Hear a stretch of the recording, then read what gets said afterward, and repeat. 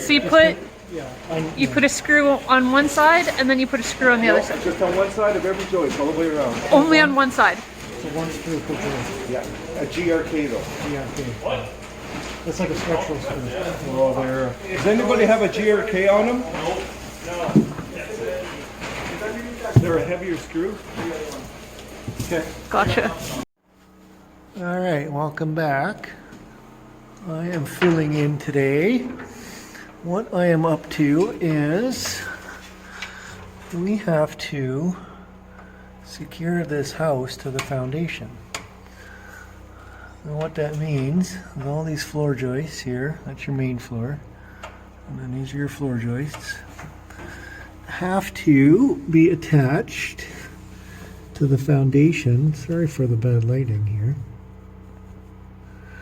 There we go. This has to be attached to the foundation. Now this is an ICF foundation, which means it's insulated concrete.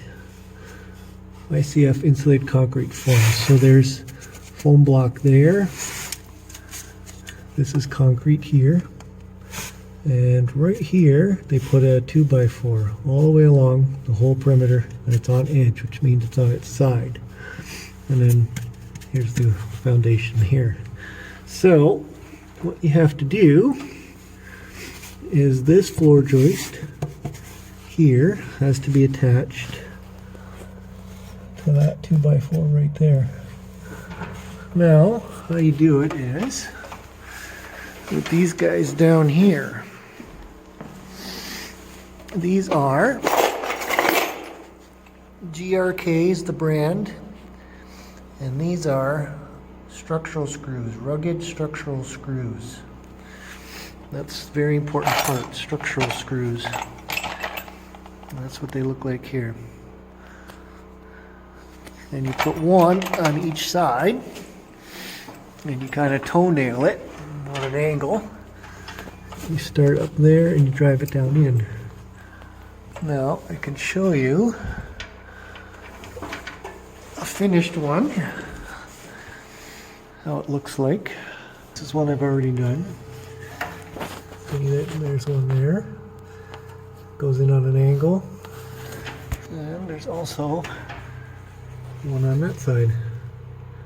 So down on an angle. Then it goes through the floor joist and into that piece of wood right there.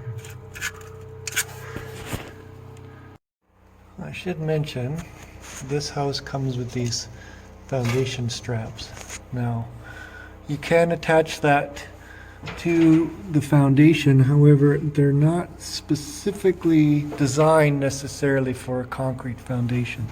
They're better suited for a wood foundation. So that strap with the holes in it there, it would be bent down, right? And then you attach it. But this is concrete, so you'd have to drill holes in the concrete. You'd have to cut your foam away. And the foam is your insulation. That's your R. Cutting that away, you lose your R value.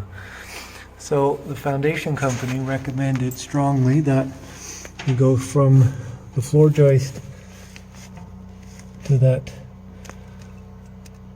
2x4 there. That's just the interior framing. That's just the interior walls.